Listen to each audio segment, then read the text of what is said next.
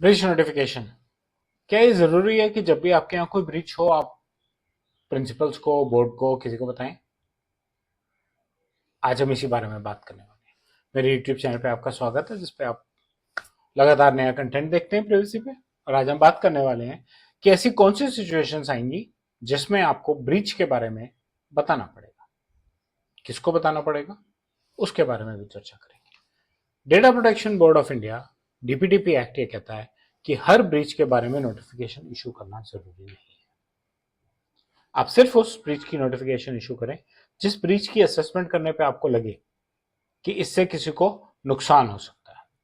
कैसा नुकसान हो सकता है वो भी हम अगली स्लाइड में और अगले वीडियो में डिस्कस करेंगे।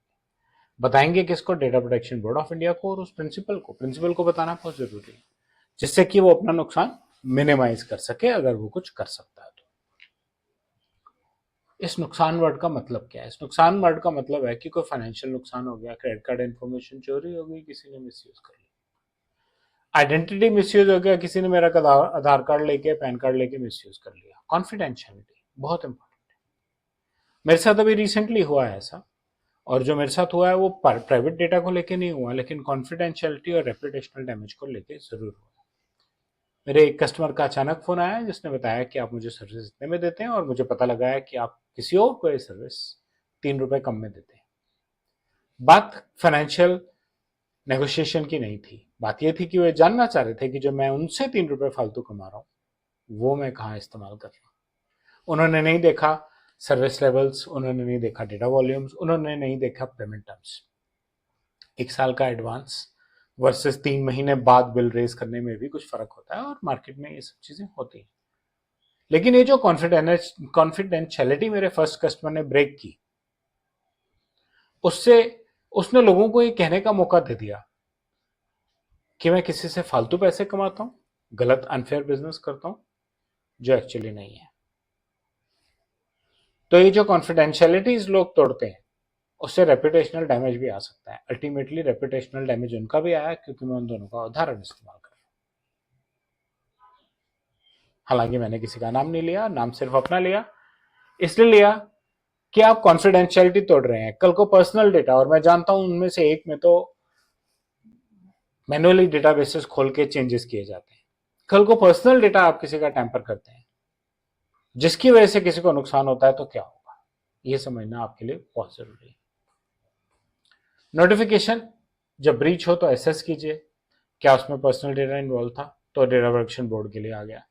डेटा की सेंसिटिविटी क्या थी, डेटा का जो ब्रीच हुआ है उसका क्या कंटेक्स्ट था, किस लेवल का ब्रीच हुआ है, और उसका उन प्रिंसिपल्स पे क्या पोटेंशियल इंपैक्ट आएगा जिनका डेटा ब्रीच हुआ है। एक्ट ये नहीं अभी तक बता रहा फिलहाल के लिए कि कितनी देर के अंदर आपको अनाउंस करना है कि ब्रीच हुआ था। अनाउंसमेंट जरूरी नहीं है कि पब्लिक को बताना है, लेकिन प्रिंसिपल्स और बोर्ड को बताना जरूरी है।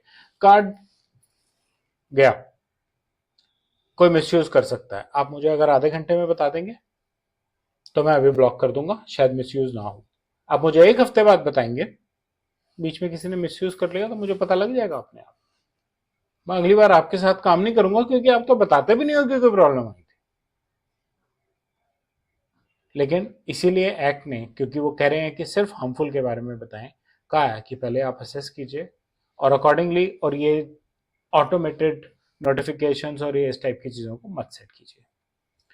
कॉमन मिस्टेक्स नोटिफिकेशंस में, जरूरत से ज्यादा बार नोटिफाई करना, डिलेड नोटिफिकेशन जिसका एक उदाहरण हमने अभी डिस्कस किया था, डिलेड असेसमेंट हमने देखा ही नहीं क्या हुआ था, रिस्पॉन्स ही नहीं दिया टाइम पे, और नोटिफिकेशन को डिस्क्रिप्शन याद, ठीक है उन्होंने कहा ना मैंडेटरी नहीं है।